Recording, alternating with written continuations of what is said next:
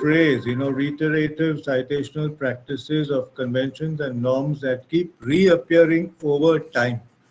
Now, this means that, simply put, what it means is that the idea of heterosexuality as the only sexuality um, is a dominant idea that has been coming to us from the beginning of time, you know, reappearing over time and again. In English, there is this phrase, time and again, which means that, constantly, right?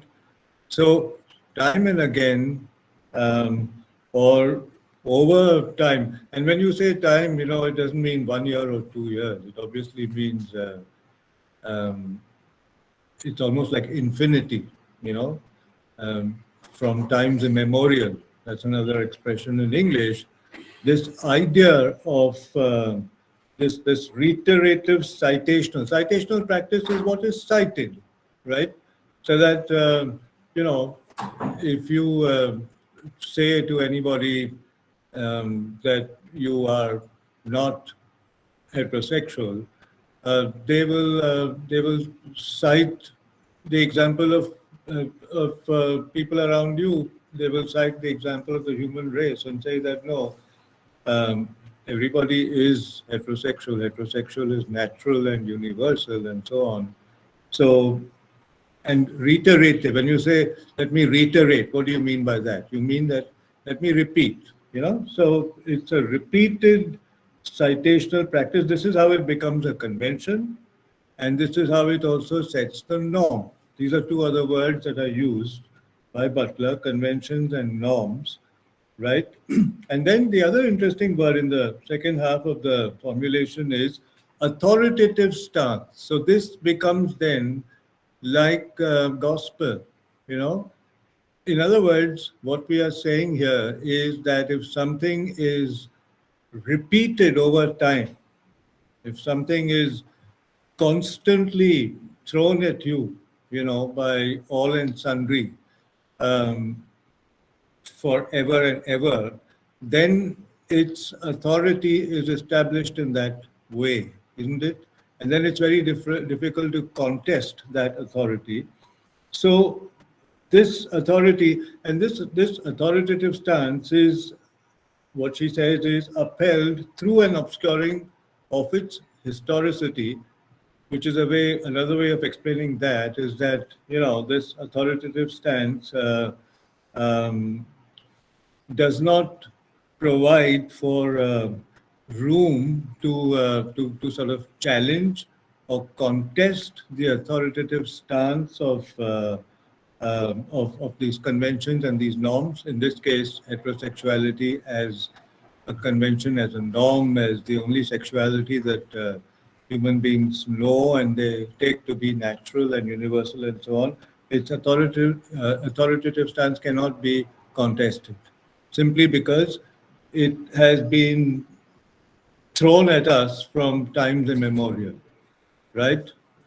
Um, and that is what she calls performativity. She also says that it is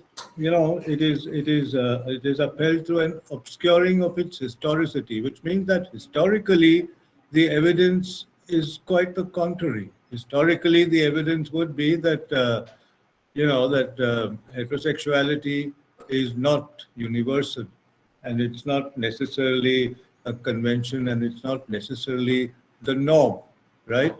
But by reiterating this erroneous fact over time, it's very easy to to blur the truth, right?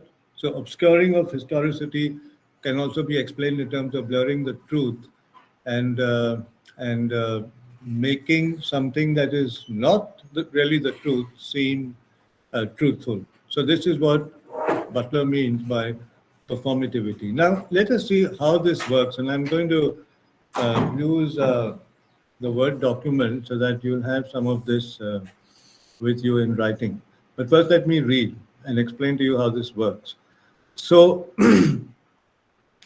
look at it in this way, that first, it starts with sex, Okay? And this is sex in the biological sense when we are born, right? And we are declared to be either male or female. So, first, there is a sex in the biological sense, which has to do with being either male or female. Like I said yesterday, when a child is delivered, the first thing that whoever is delivering the child uh, sees is the child's sexual organs. I don't think that they really looking at the child's features or skin color or anything as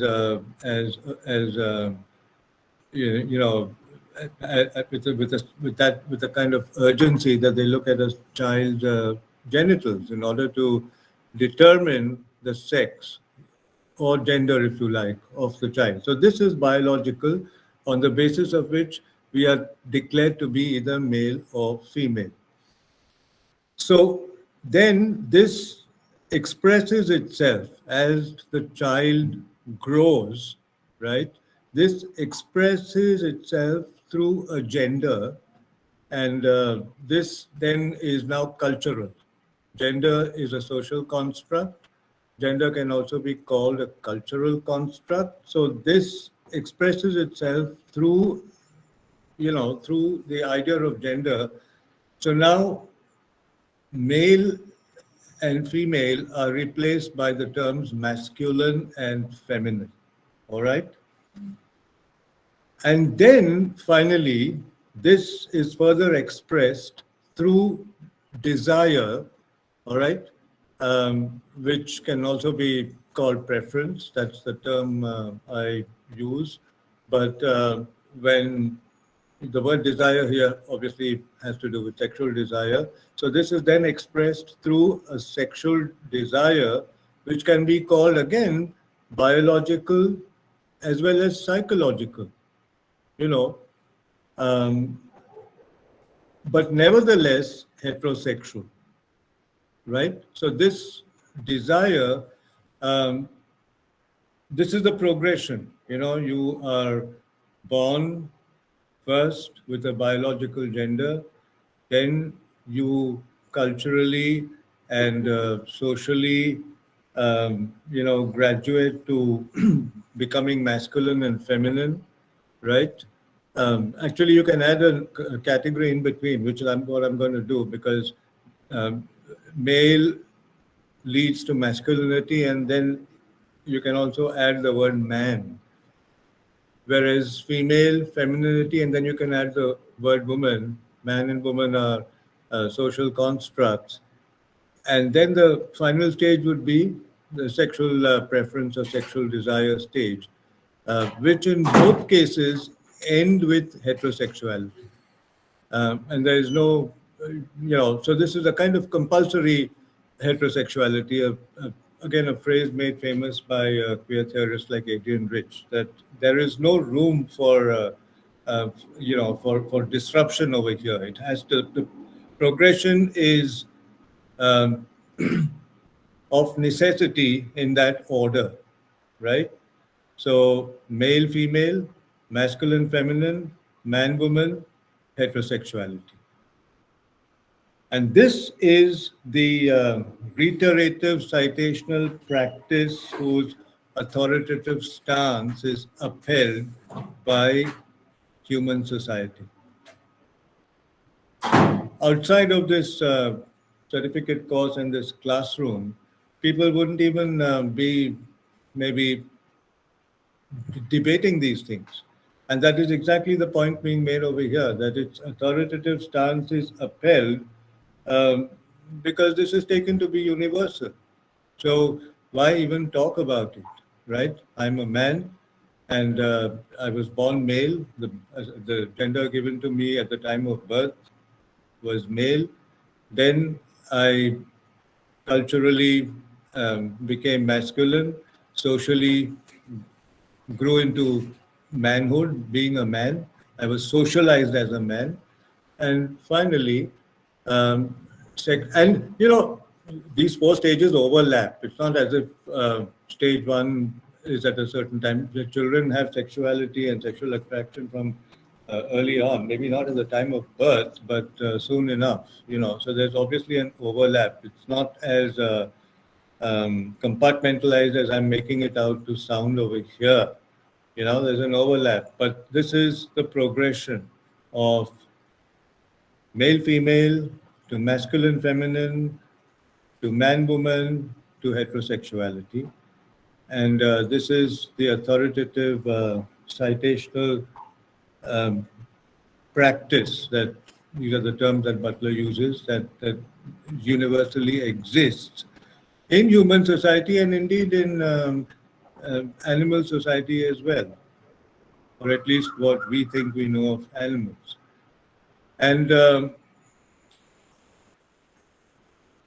now this is called universal, but then we're also told that it's not necessarily true that it's universal, but it's called universal through an obscuring of its historicity, which means that if you really look at case histories, you will see that this is not necessarily universal, and there are people, human beings, in whom the progression doesn't take place in exactly this way, in that there's a disruption somewhere in between. That is to say, male and female may not culturally end up being masculine and feminine, may not be socialized into being man and woman, and may not, in terms of sexual desire, end up being heterosexual, that is to say, attracted to the other sex and not to their own sex. You get it? You get it? So I'm going to now try and simplify this for you a little further.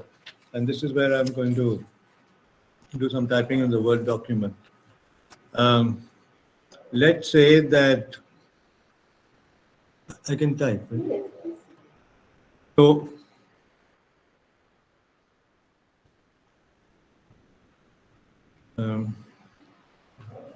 one second.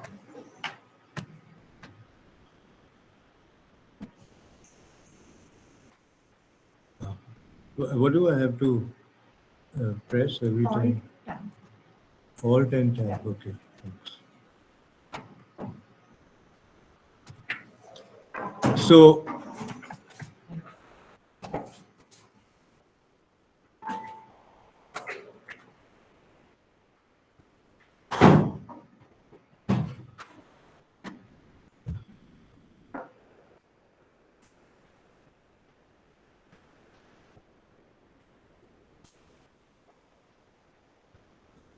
biological, and what do you get? You get male slash female. That's when you're born. Then cultural or psychological.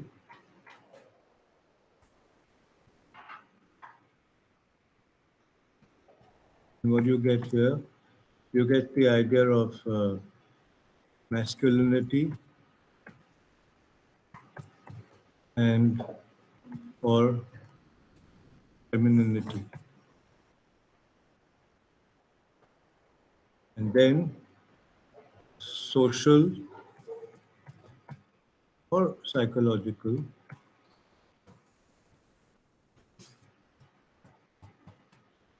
And what you get over here is the idea of being man or woman. And finally, sexual. And what you get here is heterosexual.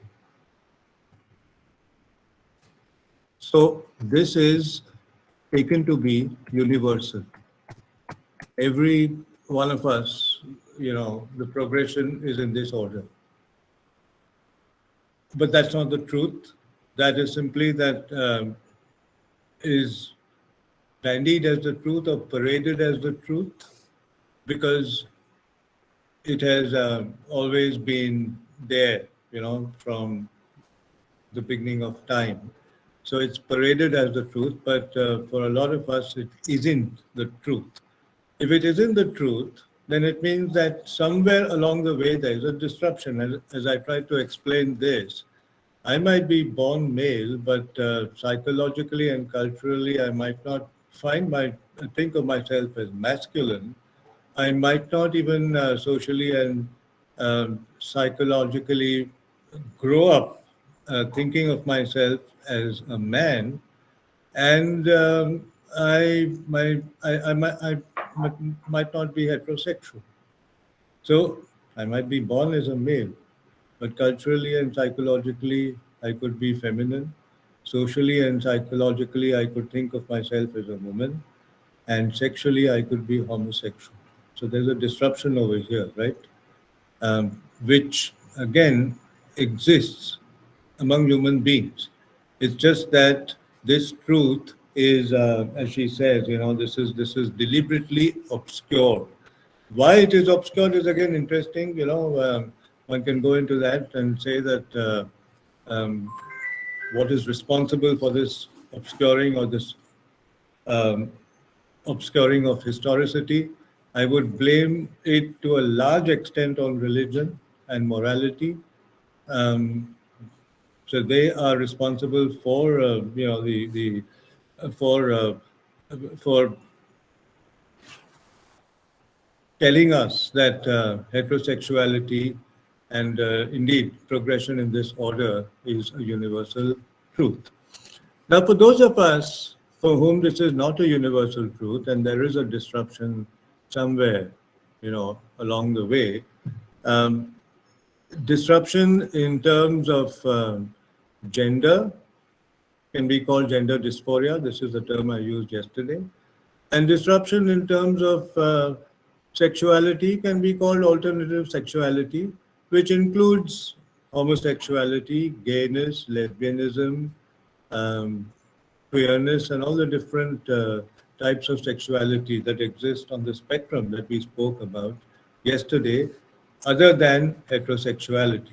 So there can be a disruption at any level. For example, I might say in my case, for example, that biologically being male was all right because psychologically and culturally I acquired, masculine characteristics. Here when you say masculine and feminine, it also has to do with secondary bodily characteristics. Like, for example, let me make it a little more clear. Like by adolescence and puberty, uh, boys develop a different voice, right, from uh, what their voice is when they are children. The manly or a rough or a gruff voice. Boys acquire facial hair and beards, right? With girls, the voice might not substantially change from what they were when they were children. But there are other things like developing breasts and importantly beginning to menstruate. You know, this is what happens to girls. So when we talk about masculinity and femininity as something that's actually it's cultural, it's psychological, but it's also biological. Like I said, it's an overlap. You know. Um,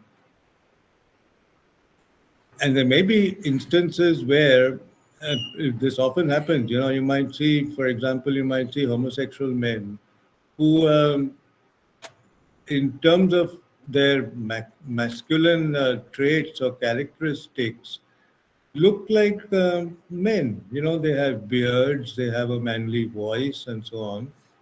Um, but yet there is a disruption somewhere. There's a disruption not at the stage of masculinity or femininity, not even at the stage of being socialized as men or women. In that, depending on our upbringing, it's easy to be socialized as men or women because who socializes us into being what we are? It's obviously the family, parents, the environmental influences, and so on. What this means is when you say that we are socialized into being men and women, what does that translate into? It means that, boys are brought up in a certain way, right? Right from the time the games that we play, the toys that we are given to play, boys are given guns, girls are given dolls. Boys dress differently, they keep their hair short. Girls wear different kinds of clothes and they keep their hair long. Girls might, use nail polish and things like that. Boys can stay out of the house for longer time, maybe overnight, but girls can't. They're supposed to return home by a certain time. Now, this is the socializing process, that goes on. There might be cultural variations as you move from one culture to another culture, but those cultural variations are marginal. On the whole, we know how we are socialized into being men or women. We don't have to look outside our own families, outside our own homes to understand how this works. So even there might be no difference. So I was giving you my own example that I had no problem with my birth gender, which is also called cisgender. The birth gender to which you're born is referred to as your cisgender, CIS, cisgender. So I had no quarrel with my cisgender. I had no issue being biologically because I have a beard, not a very thick beard, but I do have a beard. I do have a man's voice, and culturally and psychologically, like unlike trans people, all homosexual men are not trans. This is what also needs to be understood. That trans is when there is a conflict between your birth gender, your cisgender, and your perceived gender. But that is not universally true of all homosexual men, which is a mistake, that uh, people often make, in that they think that homosexual men are not men and they are women. And that's not true. So, talking about myself, culturally and psychologically, the masculinity aspect was there. Socially, I was socialized by my environment into being a man, feeling like a man. Also, when you say being socialized as a man, it also means that you're the breadwinner, that you go out to work, that you don't stay in the home and keep house and so on. Though, again, in the case of many homosexual, gay, queer men, we do both things. In that sense, you might say that if I give you my own example, that I'm socialized into being a man, but you might also say I'm socialized into being a woman.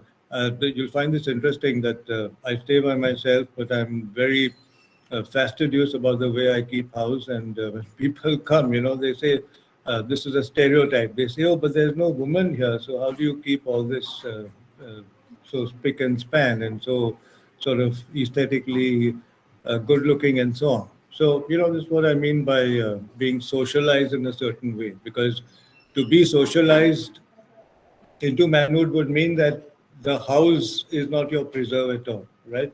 That is the preserve of that's a womanly preserve. So women keep houses. You'll be surprised that a lot of men, Indian men, but I guess men in other parts of the world as well, get married for precisely this reason. That they need someone to cook their food and keep home, and that's about the only reason. So in my case, all that was fine. But then when it came to sexuality, um, I wasn't heterosexual, you know, and found that I'm not sexually attracted to the other sex, but sexually attracted to my own sex. So there was a disruption. And this is what then makes me um, alternative in terms of my sexuality. In terms of gender, there wasn't gender dysphoria, but in terms of sexuality, there was a disruption. Okay, so through that disruption, then I found that the authoritative stance that is thrown at me by society doesn't apply to me. And if it doesn't apply to me, what do I do? Do I pretend that it applies to me? Or do I fight it out and say, no, it doesn't apply to me, so I'm not going to accept the model of compulsory heterosexuality? Now, this is what differentiates, this is what brings me to the next thing. This is what differentiates whether for us sex, sexual attraction, sexual desire is only a preference or is it an identity? So this is what brings us to the next thing that we are going to come to. But I hope this is clear. Now, there's a little more that I want to read from Butler before I move on, and that is that. So this progression, okay, of male, female, masculine, feminine, man, woman, and heterosexuality is projected as biologically essential, natural, and universal. Further, heterosexuality's naturalization requires that certain kinds of identities and desires cannot exist. And this is put within quotation marks. Identities and desires cannot exist within quotes, because I can argue and say, well, it does exist in my case. That is, those in which gender does not flow from sex, and in which the practice of desire does not follow from either sex or gender. So what that means is, again, gender dysphoria, which is in the old days called gender identity disorder. So if I can argue that, that this is not, the word naturalization is interesting over here. Heterosexuality is naturalization. A lot of people will tell you, if you come out of the closet and say I'm homosexual, a lot of people, the first thing that you'll be told is, well, this is not natural. So heterosexuality's naturalization implies that heterosexuality is taken to be not just universal, but it's also taken to be natural, right? And if you argue that it's not, that you are not heterosexual, you will be taken to be unnatural, you will be taken to be sick, you'll be taken to be a freak, anything, all those words with a negative connotation. And in terms of gender, you'll be, again, your condition will be called a disorder. And then they will direct you to treatments, because if you're ill, if you're sick, or if you suffer from a disorder or an ailment, then of course you have to seek medical help. And believe me, we are going to be talking about medical practice and so on. In the 19th century, this was a big thing, that if this kind of natural process doesn't exist for some people, then it means that they are in need of medical intervention. And there are still people who believe that. There are still people who believe that. For example, there are doctors who will say that homosexuality can be cured. There are doctors, even as I speak, all over the world who will say this, right? That it can be cured. It can be cured um, through therapies, or it can be cured through yoga or similar practices, or it can be cured through meditation, or it can be cured through electric shocks.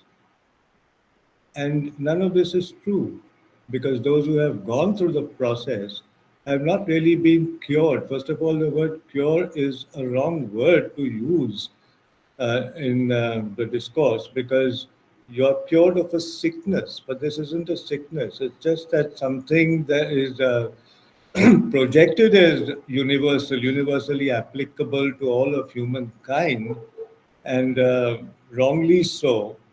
And then those who don't fit the bill are um, taken to be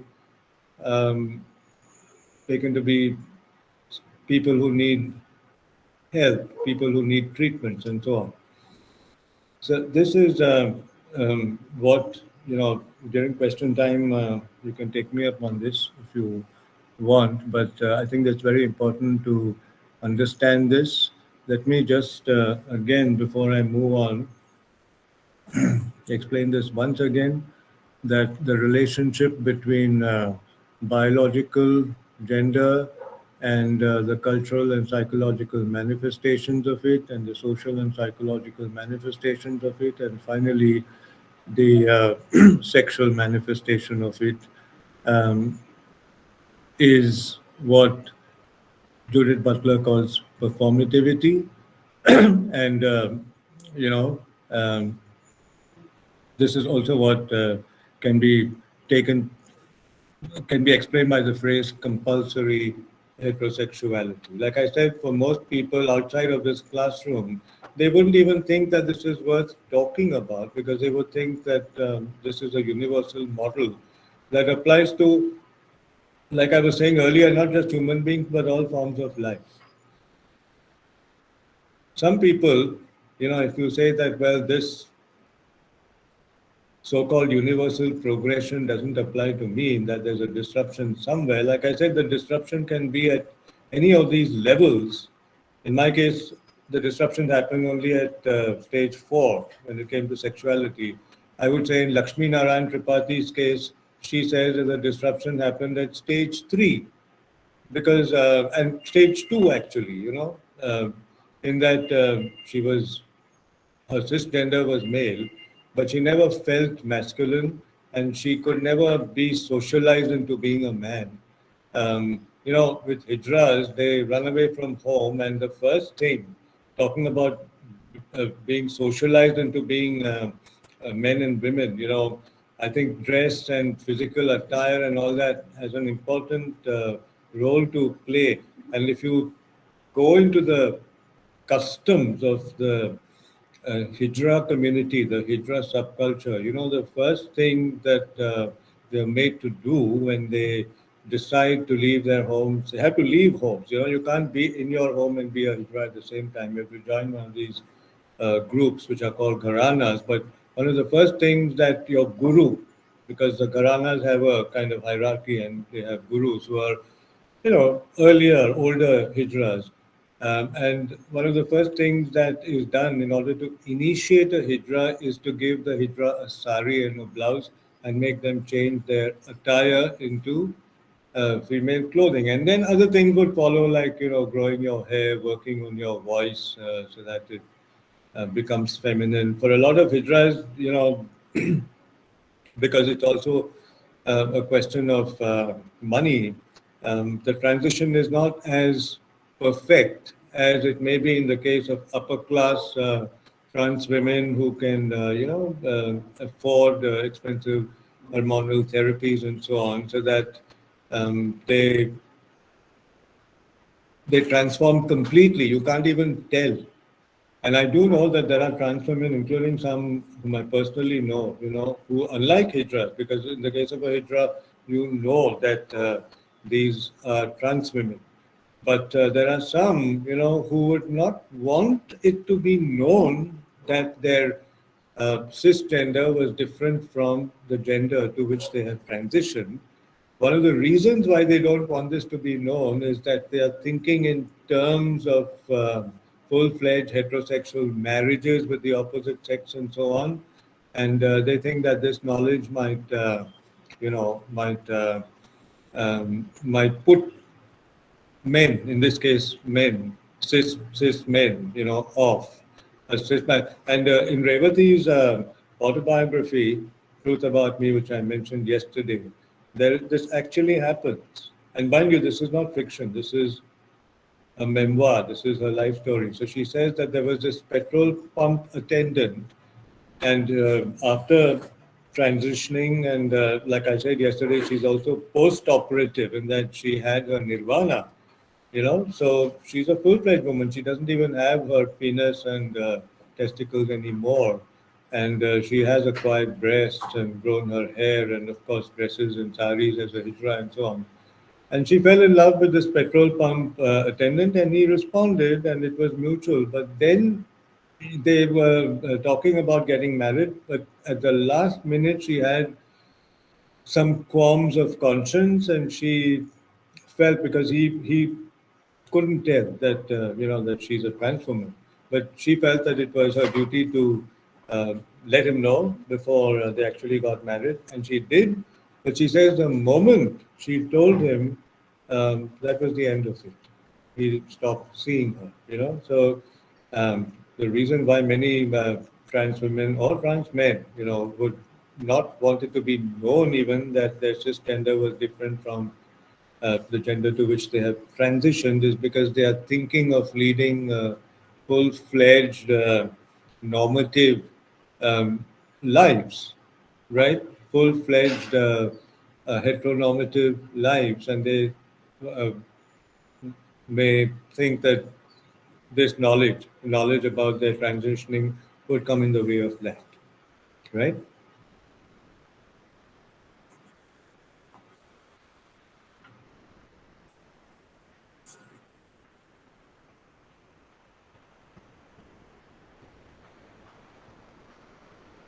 Now I'm going to move on and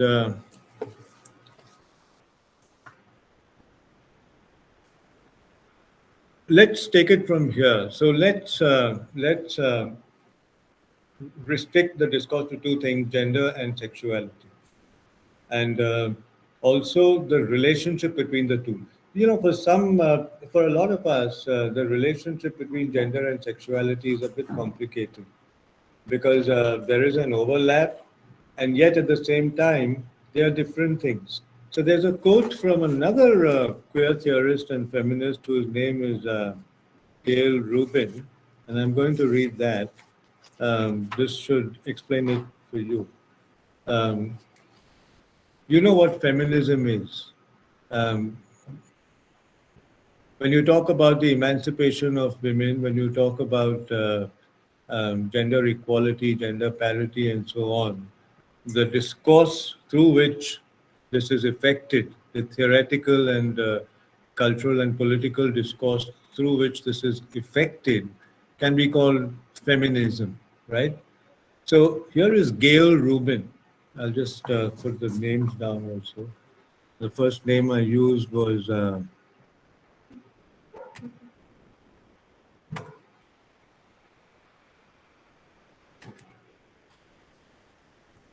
Judith Butler, and the next name, sorry, that's Butler. The next name is Eve Sedgwick, and the name I just used is Gail, sorry, uh,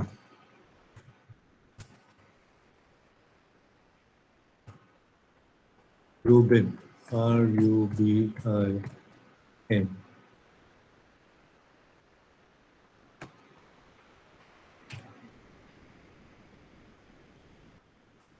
Let me read what Gail Rubin says. She says, I want to challenge the assumption that feminism is or should be the privileged site of a theory of sexuality. Feminism is the theory of gender oppression. Gender affects the operation of the sexual system, and the sexual system has had gender specific manifestations. But although sex and gender are related, they are not the same thing. Although sex and gender are related, they are not the same thing. And they're not the same thing because of what I explained, uh, earlier, which is that gender has to do with the cultural, social, and psychological, whereas sex has to do with preference and desire, and this is how they are different. Um, and this is what Gail Rubin says. She also, said now we are going to. I'm going to come to this, but when you talk about identities, a feminist will say that she derives her identity from her gender. When it comes to sexuality studies, what do you call it? You can't call it feminism because feminism is about gender as an identity category. So you have to call it something else. So you can call it queer studies. Yesterday, somebody said that queer is an umbrella term. And yes, in this sense, it is. You can call it queer studies, you can call it LGBT studies, you can call it the study of alternative sexualities, which is the term that we've used over here. You can call it same-sex love studies, which is the expression that Ruth Monita prefers. So it can be called by any of these things, but they are two different things.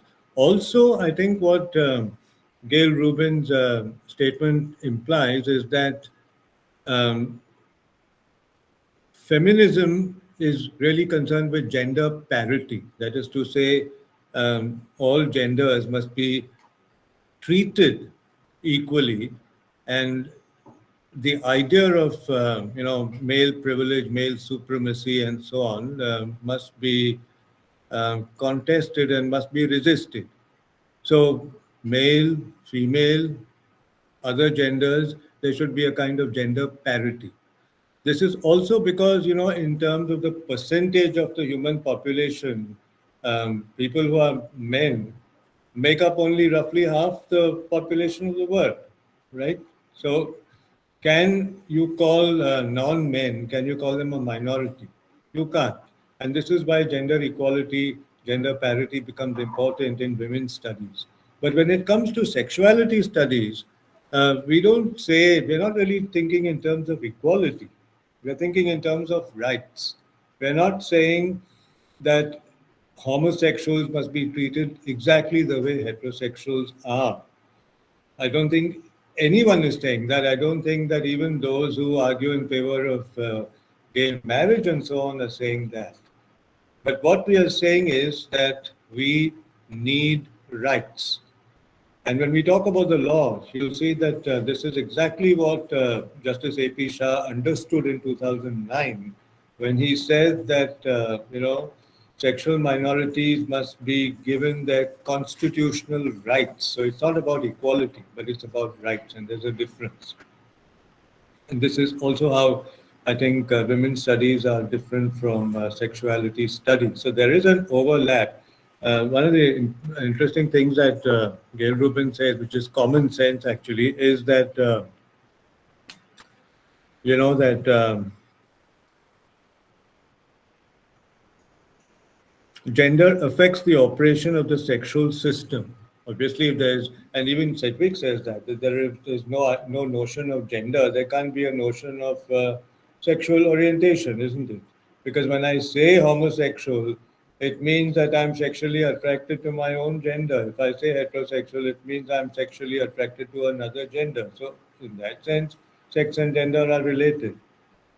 But beyond that, they move in different directions.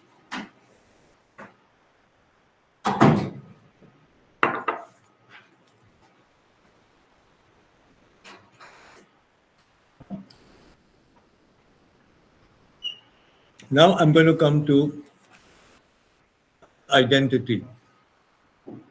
Let us, for now, we're talking about both gender and sexual orientation or sexuality, but let us isolate sexuality for a little while and talk about it in some detail. Um, the difference between sexuality as a preference and sexuality as an identity. Now, if as a preference, one is not heterosexual but homosexual, could be bisexual, or could be any of the other types of sexuality that we saw yesterday, right? But this much is clear that one is not heterosexual, one is not exclusively heterosexual. Then how do you manage that? How do you manage? This is, we're really talking here about the management of one's sexuality. You can manage that in broadly two ways. You can manage that by thinking of it as a preference. And if you're so sort of, what is Butler say. I mean, if the citational practices and conventions and the authoritative stance of heterosexuality has influenced you to such an extent because of your environment, because of where you're geopolitically located, because of the family that you happen to be born in, because of the geopolitical location in which you are raised, then you might even think of it as not even a preference. You know what you may think of it as? You may think of it as a tendency, which means then that you are agreeing with the enemy, let me call them the enemy, that you are in need of um, therapy, right? Now, next week, in my next part of this module, no, it is, or is it the next module? When I talk about homophobia. So we'll be taking this up because a lot of what is called homophobia is self-directed, in that you are co-opted by tyrannical um, society to such an extent that you begin to think of yourself exactly the way they think of you, right? And so you think that you're sick, you think that you have there are a lot of people who still talk like that. I remember I had a student who was not a student, he was a college teacher. And he came to the department to do his PhD, and he met me. Um, he knew about me, he'd heard about me, he'd read my work, so he came to meet me in my office. And then, he introduced himself. I think this was the first meeting that I had with him. And then, he sort of lowered his voice. He lowered his voice. The moment he came in, I saw that he has feminine mannerisms. So, again, in terms of the whole cultural, psychological aspect, his masculinity was compromised, right? Something wrong? So, in terms of the cultural, psychological aspect, his masculinity was compromised because the moment he walked in terms of his mannerisms, the feminine lilt to his speech, the kind of womanly gait to his walk, I knew at once, what it was and who he was and where he was coming from and why he came to see me. I knew all that at once. But this man, was talking, and after the initial um, um, ceremonies and formal conversation and formal introductions and all that were over, he lowered his voice and said, sir, and these are his exact words. He said, sir, even I have that problem. Even I have that problem.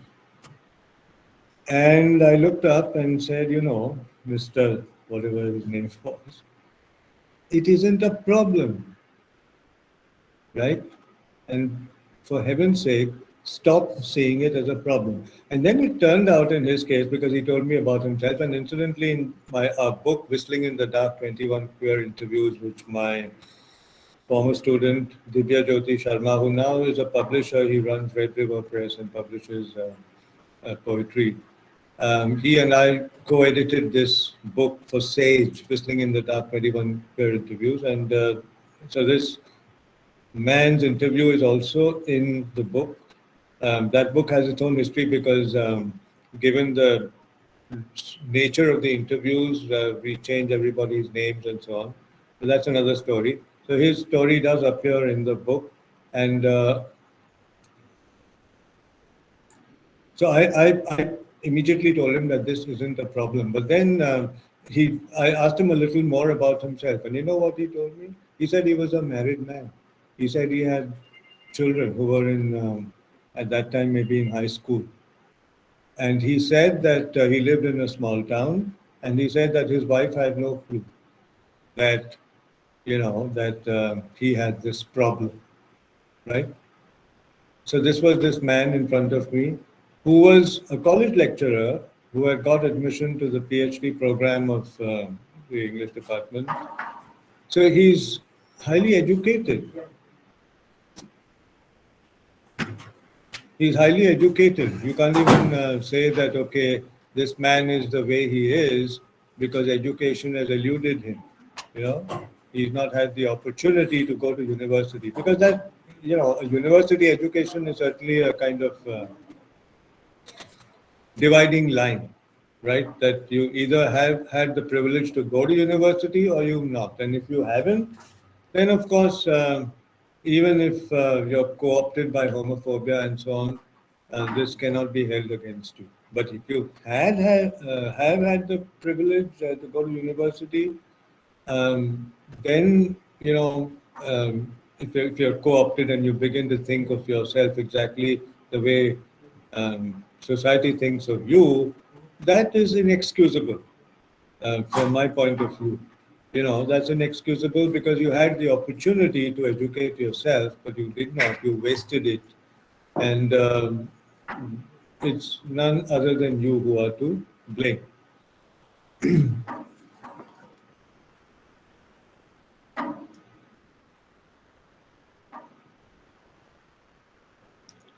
Yeah, so I was saying that how do you manage it? Now, once you are aware that in terms of sexuality, I'm not heterosexual, but I'm homosexual or any of the other things, but I'm not heterosexual. I may be bisexual, I may be asexual, but I'm not heterosexual. How do you manage it? One option is that you um, stay in what is called the closet. Now, Sedgwick's book is actually called Epistemology of the Closet. What is the closet? Closet, in the general sense, can be in any enclosed space. But here we use it in a figurative and metaphoric sense. And what we mean by the closet when we are talking about queer studies is that it is this safe space where only you and maybe your sexual partners know about your sexual orientation, but the rest of the world does not.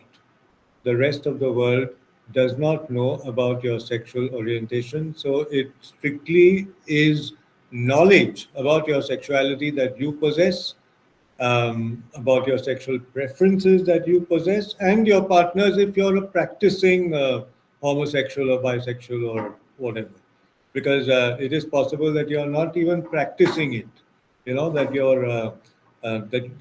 you realize that you're not heterosexual, and so you just decide to be celibate and not have sex because you think that homosexuality, again, depending on your environmental factors, upbringing, conditioning, religious background, and so on, you might think that no, this is incorrect, it's a sin, it's against the law of nature, it's against the will of God, it's against the law, and therefore I'd rather not be a practicing homosexual. So, in which case, maybe nobody except you yourself would have knowledge about your sexual preference, and you would then be said, you can then be said to be in the closet, right? Epistemology of the closet.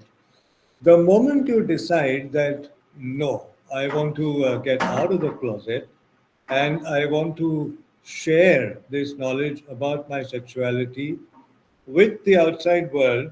Now, with the outside world doesn't mean the whole world all at once. You're not going to stand on the rooftops and shout. But, people who matter, maybe beginning with your own family, your own parents, your own siblings, and then other relatives, and then maybe friends, and then maybe employers, and so on. That is called coming out of the closet. Okay? So the term coming out, you must have heard this, coming out entails coming out of the closet and making your sexuality, sexual orientation, sexual preference, you can call it any of these things, known to the outside world, right? And when you do that, when you come out of the closet and make your sexuality known to the outside world, that is where you're making the transition from sexuality as a preference to sexuality as an aspect of your identity, right? The moment you come out of the closet, um, the other way of putting this is what's there in the module as well, is that you are then politicizing your sexuality. The personal is political. It was Kate Millett who first came up with this phrase, the personal as political. So you are politicizing your sexuality the moment you step out of the closet, the moment you come out of the closet, and say that that you're not heterosexual. The moment you make that public knowledge, you have automatically, it's not that you have to declare somewhere that now this is my identity. You automatically, I would say that coming out of the closet is tantamount, to making your sexuality an aspect of your identity.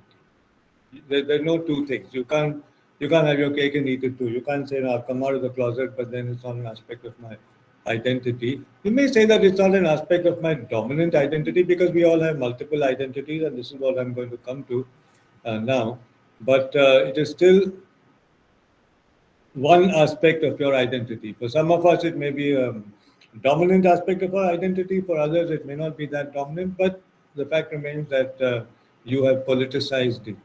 The moment you step out of the closet, you have politicized it, and then you can't go back to saying, no, I want to kind of depoliticize it. I have said elsewhere that coming out of the closet is a one-way process. This was when we were talking about the law, actually, when the Supreme Court reinstated 377 in 2013. Many homosexual men and women came out of the closet in July 2009 when the Delhi High Court had decriminalized 377. And the assumption, I think that all of us had, the assumption was that the Supreme Court would uphold the Delhi High Court judgment because Justice A.P. Shah's arguments were so thorough, so convincing. This distinction that he made between constitutional morality and general morality was so, was so convincing, so persuasive, that we all thought that it would only be a formality for the Supreme Court to uphold that judgment. Every time, between 2009 and 2013, we would meet, we would always say, so what's happening to the case? When is it coming up? It took 4.5 years, but I still remember that day. My radio was on either at home or in the car, Radio Mirchi, and even the anchor, he said, 377 is a crime again. These were his exact words. I heard that on the radio. And everybody, this was 13th December 2013. Believe me, from that day to the end of the year, every single news channel in all languages was only discussing this because the judgment was such a shock, that you reinstate. And these two judges, Singhvi and I think Muralidhar, there is something called contempt of court. If you go back to those clips of that time in the, Vrinda Grover and Anand Grover, especially Vrinda, Indira Jaising also was Attorney General, Indira Jaising. The way they were bad-mouthing Singhvi particularly, because he retired the next day. They said, what business did he have to give a judgment a day before his retirement and, put the clock back? And his argument was that, no, let the government do it. Why should we do it? Let the government of the day do it. But the governments didn't do it, Anyway, so we'll be talking more about that. I know that many of you are students of law and you're interested in that aspect, but that will come up later. But what I'm trying to say is that this is what we had said at that time, that the people who came out of the closet could not then go back into the closet. They had made the transition from sexuality as a preference to sexuality as identity, and now everybody knew about their sexuality, so they felt very vulnerable, because they said that had we known that this was going to happen, maybe we wouldn't have come out of the closet. Now, coming out of the closet is a matter of choice. When do you do it? Who does it? It's a matter of choice. You can't force people to come out of the closet. That is left to them, right?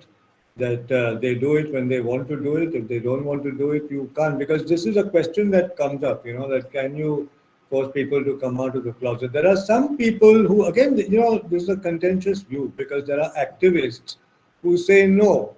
If you want the benefits of LGBT rights and so on, then you can't, you can't have it both ways. Then you have to come out of the closet. This is what happened in the Aligarh case, which I'll be talking about in more detail. The man was in the closet, but then when he got into trouble with the university, of course, he didn't ask the lawyers, collective people to fight his case and so on, but then he benefited out of it because, he was vindicated and the university was told to reinstate him and take him back and so on.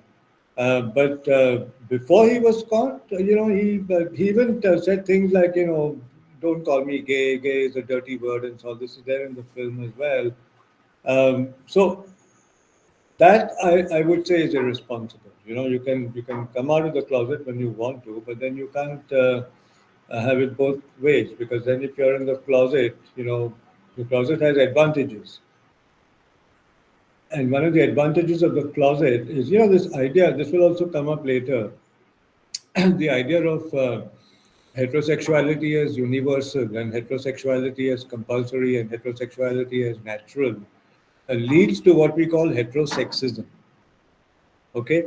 So heterosexism is the erroneous belief that heterosexuality is the only sexuality that exists among all living things, right? And that that all men are attracted sexually to women and to women alone. All women are attracted sexually to men and to men alone.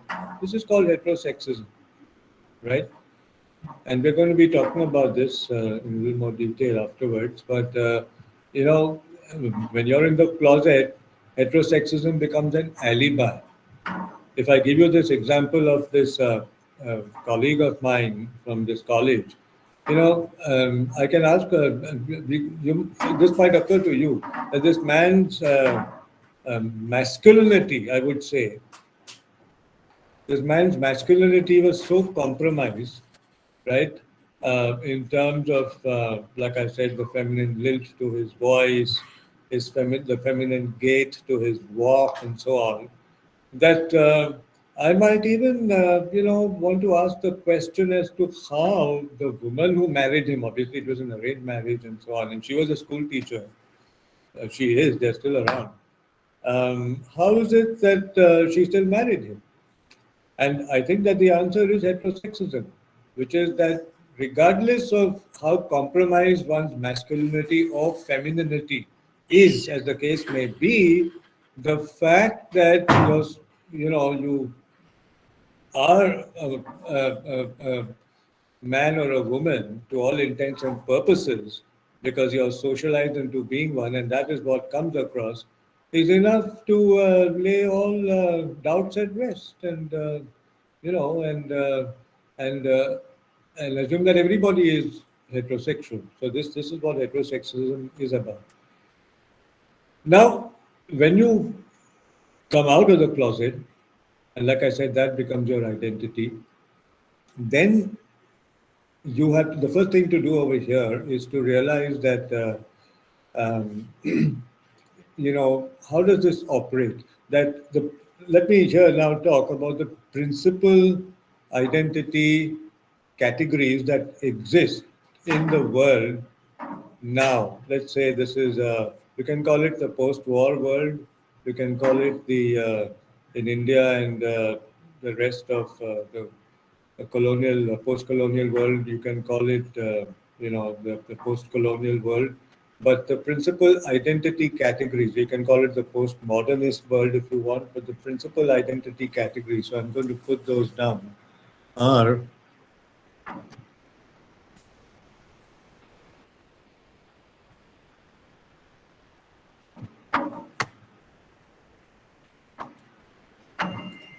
race, and race would be made up of white and non-white.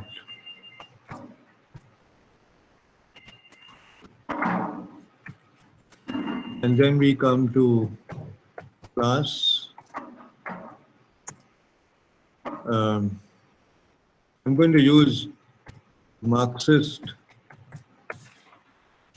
terminology over here. Bourgeois,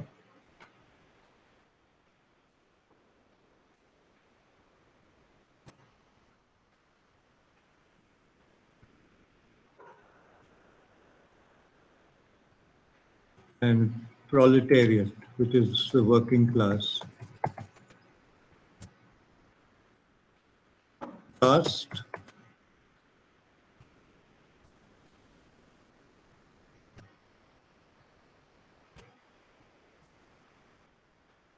Brahmin or upper, uh, and then on the other side you would have um, non-Brahmin or lower, and then we have gender. So here you would have male and non-male, and then you would have sexuality, and here you would have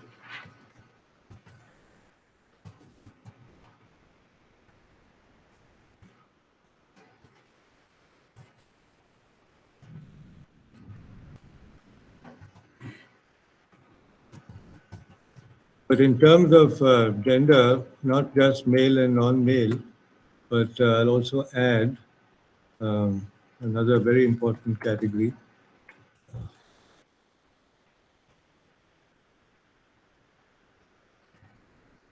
which is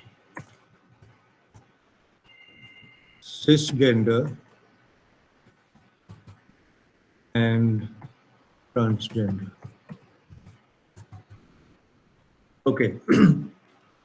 So in the post-war meaning post-Second World War, post-colonial for us in India and indeed in other invader and settler colonies of the world, and the postmodernist world, which concerns the first world, these are the principal identity categories today.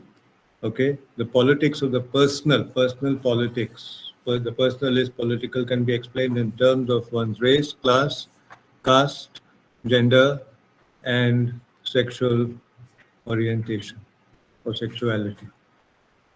Now, in each of these categories, what comes first, or what is on the left hand side? If I were to draw up a column, so here I've not made columns, but for example, white comes before non-white. So what comes first stands for empowerment, stands for the self and the oppressive self. So it stands for oppression. What comes later in each of these identity categories stands for disempowerment, stands for the other, and stands for the oppressed other, right? Or even victim. So oppressor and victim, white as oppressor, non-white as victim. And then it works the same way for all these other identity categories. In the case of class, the bourgeois as oppressor, the proletariat as victim. This is what the whole, Marxist revolution, the French Revolution, Russian Revolution, and so on were fought on that basis. In terms of caste, which is restricted to religions like Hinduism, the upper caste Brahmin as empowered, the empowered oppressor. Let me put it that way, and the non-Brahmin lower caste as the unempowered victim. And this is what Dalit studies are about, interestingly. And let me point out over here, before I forget, that Dr. B.R. Ambedkar, who's also the architect of the Constitution of India, but who was from a very low Shudra caste known as a Mahar caste from Maharashtra, was so convinced that that Hinduism was a caste-obsessed religion that he decided that, no amount of revolutionary thinking, no amount of disruption and so on can really rid Hinduism of its complete entanglement with the idea of caste. And this is why he said that, this is why he came to the conclusion that the only solution then is to leave the fold of Hinduism and convert to any other religion. And at that point, people from many other religions approached him and said, our religion does not believe in caste. He finally chose Buddhism, right? But that is because he was convinced that you can't remain a Hindu and still be sort of liberated from caste. That's as far as caste is concerned. Then with gender, uh, two aspects to gender. One is, of course, male and non-male. I'm not saying female because we already saw yesterday that there are certainly more than two genders. But more importantly, for the purposes of this discourse, is also the difference between cisgender and transgender. Because cisgender women, in relation to um, male people or men, right, may be victims. But cisgender women, in relation to transgender women, become oppressors. And I think that this is a good example because this is what Chadwick says, that we have to see overall, and actually this is an exercise that each of you, I always tell the class, you, if I ask you, where are you coming from? This question in English. So you don't say, so I'm coming from Aurangabad or Jalna or Jalgaon. That's not what I mean. That is also maybe what I mean because that's your geopolitical location, so that's important. Um, when you see Aligarh, one of the things is that this man came from a small town. Therefore, what happened to him happened to him. And it didn't happen to me or it didn't happen to Ashok Rao Kavi because we live in Bombay. We were born in Bombay. Bombay is a big metro city and so on. So it's not that cannot be answered in terms of where do you geographically come from or what region. But more importantly, if I say where do you come from, it also has to do with the politics of the personal. So what I'm really asking you is that where do you come from in terms of your racial identity, class identity, caste identity, gender identity, and sexuality identity? Where do you come from? This is what that means. And like I said, when you do a course like this, it's important for all of us to have some idea. You can't say, if I ask you this question and you say, oh, I've not thought of it, I don't know. I don't think that, like I was saying earlier, if you had a college and a university education, if I ask someone who's not been to university and they say, I don't know, I would be entirely sympathetic because they are too caught up in the pressures of day-to-day living and so on. After the pandemic, it's even worse. So I'm not going to ask a taxi driver, auto driver, no offense meant, or a restaurant waiter or something, because that is slave labor. They're toiling from morning to night. And do they have the time to think of all this? No. But if you've been to college and university, regardless of what you're studying, you can't say, no, I'm studying engineering. That for me is not an excuse. And the IITs for that reason do have humanities and social sciences as a subject, but other engineering colleges, as far as I know, don't have. Or you can't say I'm in medical school or I'm in MBA. Then I'll say, what's your MBA? MBA is nothing but mal bechna aata hai, or something like that. So you're just, as Winston Churchill, I think, said, England is a nation of shopkeepers. So then if you say I'm an MBA from IIM, I'll say you're a shopkeeper. You have to have some sense, of your personal politics. And this table, therefore, is very important because it's not just one thing to the exclusion of other things, but it's all these things taken together that can tell you. So I might say, for example, that supposing someone is non-white, working class, um, transgender, um, trans woman, you know,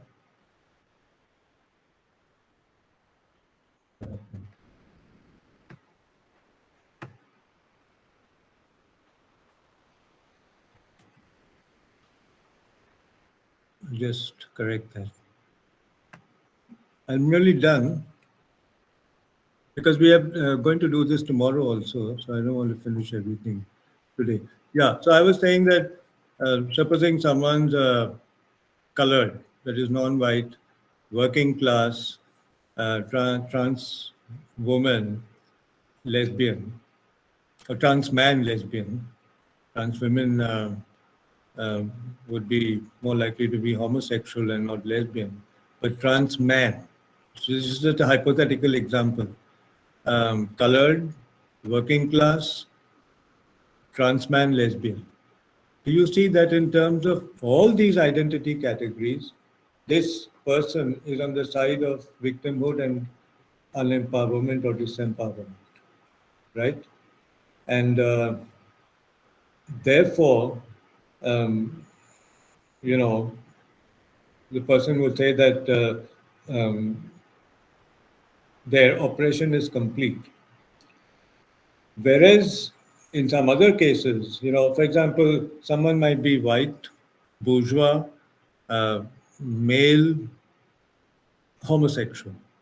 Then you would say, all right, in terms of sexuality, yes, you're on the side of victimhood and oppression, but in other respects, you are on the side of power. So certain things cancel each other out. And I think that this is, and you see it also more or less happens in this order, in that the earliest fights were about race and class. Caste and gender got added later on, and sexuality got added only very recently. Only after the gay liberation movement, which is certainly post Stonewall, the Stonewall uprising of 1969. So it's the latest. Earlier sexual orientation would even be thought of as an identity category. There's also a big difference between all the other identity categories and the last one, in that the other identity categories um, have to do with, are not directly linked to religion, morality, and so on. Whereas sex is linked to morality. So it becomes harder. Sex is, by its very definition, thought of as something that happens in private. You know, if you think of the other categories, see, if I'm non-white, it's there. I'm wearing it on my sleeve, as it were. I can be seen to be black or Asian or whatever. If I am working class, again that can be seen, isn't it? Can't be distinguished between working class and upper class, in so many ways, in terms of dress, in terms of how they speak, in terms of lifestyle, in terms of income. So it's external. Likewise, in terms of caste, interestingly, in terms of caste and even to some extent class, even last names are a giveaway, right? In Maharashtra, because all my life I've lived in Maharashtra and Bombay and Pune mainly. So last names are a giveaway. So if they say in Maharashtra the top three Brahmin names are Gokhale, Deshpande, and Kulkarni. So if I have a name like that, my name tells it all.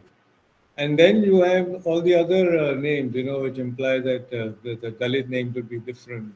So names give it away. But again, in terms of caste, it would be, income. It would be one of the important things is English. English becomes a divisive factor. That does one know English, or do you have English or you don't have English? Gender again, yes, you can tell. We are wearing. There are some people who might go out purposely, not want to, through their demeanor, give away their gender. But in most cases, you can, isn't it? Because when you say you're socialized into being men and women, an aspect of that socialization is also how you dress. See, for example, both Shivani and Renu sitting opposite me have long hair. They are dressed differently from the way I'm dressed, or my hair is short and so on. So you can tell. But in terms of sexual orientation, you can't. You're not wearing it on your sleeve. heterosexism intervenes. Coming back to my example of this college teacher, even his feminine mannerisms didn't give him away, at least to the woman and her family who got her married to him, right? So that is why it becomes harder to make sexuality an aspect of your identity. But then that is why we are doing this course, one reason why we are doing this is, see, you would have noticed that we have not even asked you who you are. Renu was saying should we ask them to introduce themselves? But even if we did that, your introductions would be in terms of where you live, what you do, and so on. But certainly your introductions, I don't know if anyone voluntarily wanted to say that, fine, that I'm homosexual or I'm trans or whatever. But I guess most people would not want to say that, isn't it? And yet, we are offering you this course for precisely that reason, that it could be you, it could be others whom you know, who should be encouraged then to come out of the closet and politicize their sexuality and begin to see it as an aspect of their identity. Otherwise, they are going to be victims. This is about making the transition from disempowerment to empowerment, right? And disempowerment is equal to victimhood. So then, why are we offering you this? We are offering you this so that maybe you educate others later on, you start NGOs, some of you are in institutions like Tata Institute and so on, and help others understand the need to make the transition. A lot of people don't even understand the need to make the transition. There are families, today who will say to their children, okay, you come out to your parents. Okay, do what you want, but why make it public? You have brothers and sisters, they won't find husbands and wives. We have neighbors, we have society, they laugh at us, only उठाएंगे. तो ये मत करो, तुम चुपके से जो चाहिए तुम करो, हमको कोई प्रॉब्लम नहीं है उसमें. अभी मैं पर्पसली हिंदी में बोल रहा हूँ क्योंकि ऐसे लोग इंग्लिश नहीं जानते होंगे, ज़्यादा हिंदी या रीजनल लैंग्वेज में बोलेंगे, लेकिन this is the advice. If you see Crime Patrol, they often figure, and it's supposed to be based on real cases, I don't know, which they get from the police files, but they often have homosexual and lesbian characters in their stories. But they're always shown as victims, they're always shown as criminals, as culprits, who murder others or who are murdered by others. Is never, a kind of what should I say? A sensible portrayal of these people in terms of empowerment and so on. So I'm going to stop there for today. We'll continue with this tomorrow, and till 4:15, Renu, let's have some questions. I think this is a good idea, and later on we can have a board. Continue.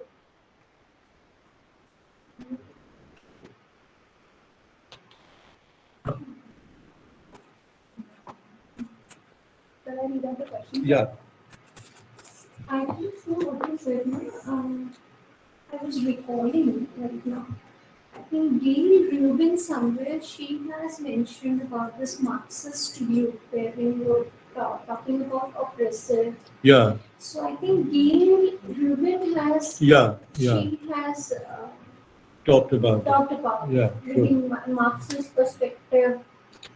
Yeah, actually, most queer theorists come from a leftist orientation, because you can't come from a.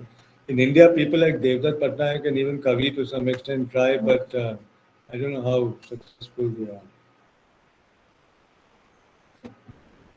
So as you mentioned, feminists want equally. Just read that. Could you please explain this again? The different. Oh. I'll explain this briefly. I've already talked about it. Gender equality is, about um, not just women, but other genders other than men wanting the same, wanting to be treated on a par with men in terms of not just in terms of rights, because maybe they already have the same rights. If you take voting rights and so on, the right to work, most fundamental rights that if you take India or other democracies, most fundamental rights. I'm not talking about some Muslim country. I'm not talking about Afghanistan. Okay, so, but other than extreme cases like that, there women and men do have the same rights, but they are not treated as equal. For example, one example that it is said that even in the West, um, in a university, for example, for this equal pay for equal work, women doing the same work as men, women doing the same work as men, but not getting the same pay, right? So equality in that sense, equal pay for equal work, or you can, you know, uh, think of the domestic sphere where women work, but that is unpaid work. You can think of it in terms of marital rape, you know, the double standards that prevail in a marriage, right? So I think that when it comes to the women's movement, the watchword is equality. Whatever a man is allowed to do should also be allowed to a woman. Whereas when it comes to sexuality, it's not exactly equality, but it is more about rights, because you can't say that as a heterosexual. Some people might think in terms of equality also, that okay, heterosexuals are allowed to marry, so we must be allowed to marry. But it's not merely in terms of equality, but it's also in terms of rights. Because two things here. One is that women roughly comprise 50% of the population, so you can't really call them a minority. But with LGBT identities, we are in the minority. Those who are in the closet, if you go by the Kinsey scale, you'll say, well, heterosexuals are actually in the minority. 100% heterosexual people are in the minority, I agree. But then those who are in the closet are not really, you can't take their sexuality to be an aspect of their identity. So then for those who are out, we are a minority. When Justice Singhvi um, uh, reinstated 377, he actually used the word um, minor, and he spelt it wrongly, minuscule minority, but he spelt it as minuscule, a common mistake in the English language. So that is the difference, that for us, and also rights, because at this point, in September 2018, India was only the 27th country to legalize homosexuality. So there are a lot more countries that need to do it. And that is why we are talking here about rights and not about equality. First, let us get our legal rights, marital rights, inheritance rights, and then we can talk about equality later on. So that's the difference. The question is, should marriage be considered an exclusively heterosexual thing? Does a man who is sexually attracted to a trans woman fall under the LGBTQ plus spectrum? Yes, he does. He does. And marriage is exclusively hetero. I've answered that. Obviously not. But then let me reiterate that in the LGBT subculture, not everybody is for gay marriage. I think that even in the webinar of last week, Ashok, Shobna, and I, all of us said that at the most we wanted it for the legal benefits that came with it, but not otherwise. So no, but then there are people who would say that they believe in gay. So it shouldn't be the exclusive right of heterosexuals, obviously not. But your other question, man who is in love with a trans woman, is of course comes within the LGBT subculture. The next question is, are there any critiques of Butler's theorization of performativity, as it might be from a specific position and in academia, and is also complex in understanding, especially while going through their work? For instance, how would the same apply to social cultural identities and distinct cultures of hijras? Butler, Foucault, they are too venerated. Nobody is going to dare to be critical about them. You might find them difficult to understand, and they have to be simplified. But I don't think that anybody is going to say that they're like gods, and you can't be critical of God. So, um, and it's also not as if what they say only applies. This is still about a lot of feminist theories that that it's not culture specific. It doesn't apply to India. Therefore, you have different schools of feminism: Anglo-American, and then French, and then Indian. So you might say that okay, see, all the queer theory is Western. Foucault, Sedgwick, Gail Rubin, Butler, Terry Goldie. There is no homegrown indigenous queer theory. But then we can apply it to our context and you can modify it to suit your context. That's what my book tries to do. Queer Theory, Culture and Politics in India, Criminal Law. Tries to do that, you take what is useful and leave the rest. Because gay liberation begins there in the West. It doesn't begin here. So a lot of it is sort of imported and um, no, the answer to your question is no. There's nobody critical. Yeah, it is dense language. Theory does tend to be jargonistic, but then it's not just this theory.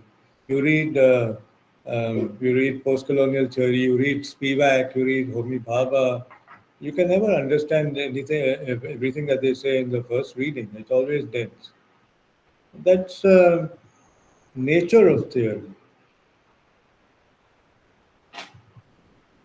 Good evening, sir. I'm Sukanya Garg. I had a question to ask. I hope I'm audible. Yes. Okay, thank you. So, one thing I've noticed, of course, like you said, the gender binary, it's imposed as a norm and it leads to, identity crises and invisibility and marginalization of other um, genders besides man and woman. So, one thing that some people in the community have tried in the name of inclusivity is to use gender neutral terms, like in the classroom, to call people kids instead of boys and girls. Or, going back to using they for when you don't know We someone. talked about this yesterday. I don't know if you were there. No, so, The use of pronouns has no, repeated. that I know. No, sir. So, my Okay, question, so what's your question? yeah, there are some cases where people have said it goes too extreme, like when you're raising a child in a non-binary household altogether. So what would you suggest as a good midpoint of sorts to raise a child in a gender inclusive and open household? Whoever said that children cannot be raised in a non-traditional uh, home or family or environment where they don't have two parents of either gender. Whoever said that, and whoever said that, needs to be educated. So, if you're asking me that question, obviously I'm going to say that that is utter rubbish. There's single parenting, dual motherhood, dual fatherhood. All these experiments have happened in other geopolitical contexts of the West, and they've been very successful. Um, so much can be said it's okay. The laws of the land don't permit it. Like the other day, I think it came up, and what Shobna told me was news to me. She said that now in India, even for surrogacy, you have to be a heterosexual couple. I didn't know that. And she said that when Karan Johar and Tushar Mehta and all that had children through surrogacy, the law was different, but they've changed it now. Um, in my own case, He's not going to agree to come and talk to you, but I have a foster son. I could never be allowed to legally adopt, but I've got a foster son who's now 26, 27 years old. But I brought him up. His biological parents are also around. But he will tell you for himself what the difference is between that upbringing and the upbringing that I could give him. And yet, if I wanted to legally adopt him as a single gay man, I would never be allowed, you know. Uh, but I don't endorse that. I think that everywhere in the world, alternative parenting is, there's everything to be said in favor of alternative parenting, because alternative parenting is parenting by choice, whereas the natural parenting is not by choice. Everybody who gets married is supposed to have a child. If you don't have a child, again, society holds that against you, isn't it? And so on. Oh, so I meant more as regarding the child's own identity. Like telling the child, "Oh, we're not going to raise you strictly in the masculine or strictly in the feminine. You're allowed to explore See, your." that is what Butler means by reiterative citational practice. This is nothing but received knowledge. It's not, believe me, going to make what's your name, Sukanya, an iota of difference, right? But it's psychological. What has been going on for ages is it acquires a kind of authoritativeness about it, and then we are all co-opted by that authoritativeness, and you believe, and you'll see this in movies and online, "Hey, bache ko maa baap dono chahiye." This is bullshit, if you ask me. I can be Rahul, that's his name. I've been mother to him, father to him, but you can. And even people like Karan Johar, you could talk to Karan Johar about this. He's bringing up these twins, but he's bringing them up by himself. Um, so, are they going to be any different when they grow up? They're going to be the same as Shah Rukh Khan's children and what's this star Bollywood kid, Saif Ali Khan's child, who's always in the news, Taimur, you know. So, no, please, jettison these ideas from your head. I'm sorry to be so upfront, but whoever has told you this is talking through their head. Just jettison these ideas. There's nothing like that. You need to be sensitive, and all of us have a masculine and feminine side to us. Yeah. Come on, this is known even in Indian Hindu mythology, the Ardhanarishwara and all that. Yeah. So, are you saying that a man can't be father and mother both? And I can give you hundreds of examples where children have had both father and mother and have still been miserable, have still been the subject of um, quarrels in the house and custody battles if the parents have separated and so on. So, what are we talking about here, Sukanya? Thank you, sir. No, I read this to do with one interview of this gender-neutral couple that was raising their child. Hmm. So I was honestly What very did, what did they say? well. Honestly, the interviewers were quite, prejudiced against it, saying, Okay. "Oh, how could you raise it like this?" So Blah, blah. that that is insidious. That is dangerous. That these people, who appoints them, who sends them out to interview. This is the problem. This wretched mainstream, where anybody has the freedom to say anything that they want, and where was this in what publication? Because it all depends on where. Now you know that the media is all controlled. If you tell me that there was this interview on Arnab Goswami's channel, I won't be surprised. Oh no, it So was Arnab Goswami supported the LGBT community. I found that out of character, with the rest of Arnab Goswami. it was some British show. I don't remember the name. Good Morning Britain. I think the one with Piers No, if Morgan. it's a very Christian moral kind of publication, That I don't know, but Piers Morgan, the host, is known to be quite. just find out who these people are if you can, and Oh yes, give yes. just lambast them, for. talking stuff I like. was quite infuriated. Yeah, that infuriated is right. That's the reaction. That Yeah, you should get very angry yeah. uh, Thank you, sir. when you hear these things. Thank you, sir. Welcome.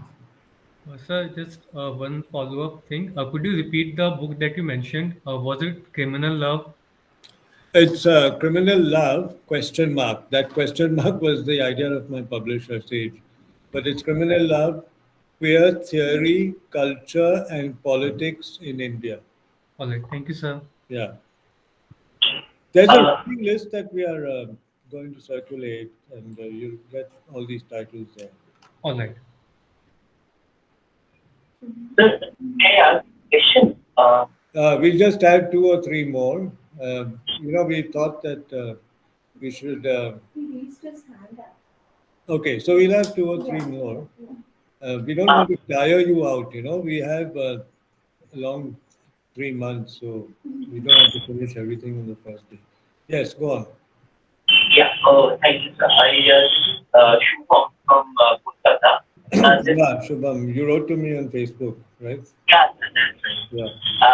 My question is that when we because mostly the male homosexuals on the social network sites like Facebook or like say Twitter or Instagram, they the homosexuals mostly talk about against body shaming, they talk about the sort of gender sensitization. But I had the sort of opportunity to work with Shubham, let me interrupt you. Your voice is breaking, so can you just type out your question? okay. So this question is that You when just type it out because your voice is breaking. There could be a network issue. Just type out your question, please. okay. Meanwhile, is there any? I think we'll take one or two more, and then we'll Yeah, there's continue one tomorrow. question. Just two more, Renu. Yeah. I think gender reformative is a better term and way than gender neutral. No, that was already answered by Sukanya. Sir, if I can ask another question, are there any queer theorists or other academicians like you working on the same subject that we can follow up? Okay, I'll quickly answer that. There are many, actually. There's Hoshang Merchant. He's retired now. There's Ashley Tellis. I don't know which university he's attached to now, but um, there are several others. Some of them I can't recall their names, but I know their universities. Kalyani University in West Bengal, for example. I think he's called Nilanjana something, a Bengali guy. So that's Kalyani University in West Bengal. Ashley Tellis is also well known. I don't know because he keeps changing his jobs.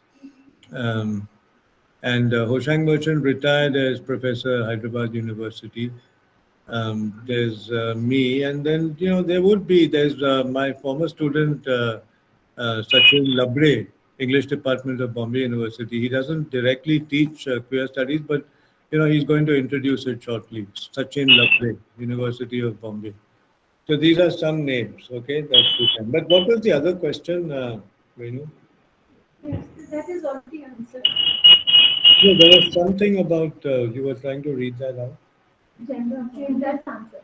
That is answered. That's answered. Huh.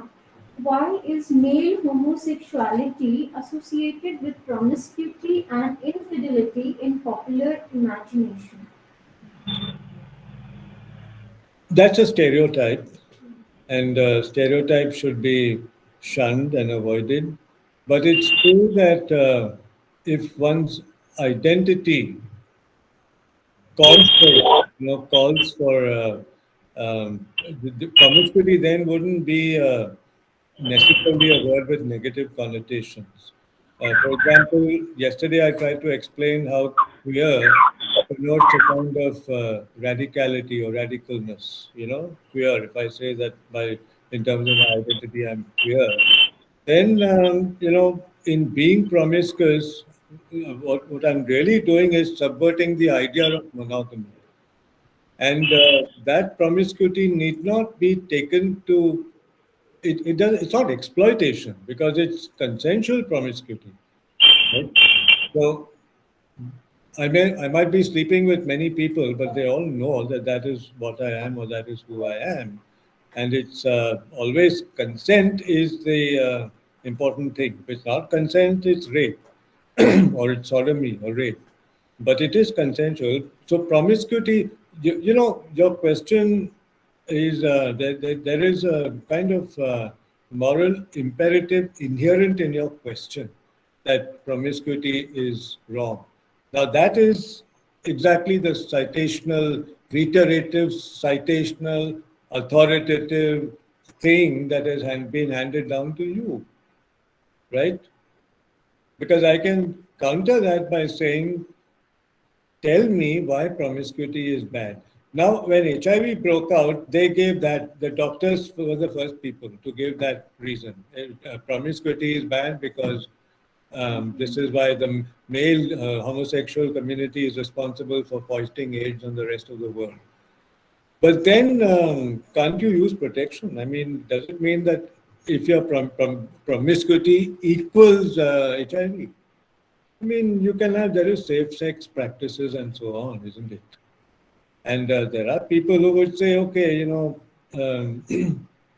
it's my life. And there was someone who somewhat facetiously said, well, love me, love my virus, and um, yeah, so that's, you know, in a lighter vein. But what I'm trying to say is that to suggest that in itself promiscuity equals immorality is something that you heard in some church or temple or I don't know where, and you have to think about it yourself, because one of the things about, you've heard the term polyamorous. I think that the LGBT subculture is, we pride ourselves on the fact that we can handle polyamorousness in a way in which the heterosexual mainstream cannot. We can handle it in a way. So I think that we need to be given credit for it. We don't go around, saying that we are wounded, and we don't go around accusing each other of infidelity and unfaithfulness and all, as you find in even in popular culture, So this married man just looking at another woman's wife who says, "Hey, kya kar raha hai?" Dhoka de raha hai, unfaithful hai. This doesn't apply to us, and we are liberated from all that. And you can love more than one person at the same time. These are things that the mainstream has to learn from the LGBT subculture. That you can have interclass. My novel boyfriend got so much traction because of the relationship between Milind and Dalit. Milind is older and upper class. UD, and Milind is younger and he's Dalit. But they had a successful relationship, till Milind was forced into marriage by his family, and so on. So when you ask questions, you have to also be able to detect, the inherent bias in your question that is coming because you've been manipulated in a certain way. By whom? By this monster called society. Okay? Done. Thank you, and we'll see you tomorrow, same time. Thank you, everyone. And please, for tomorrow also, join at the same time. By 2:30, we will begin with the session with Professor R. Raj Rao. Thank you, everyone.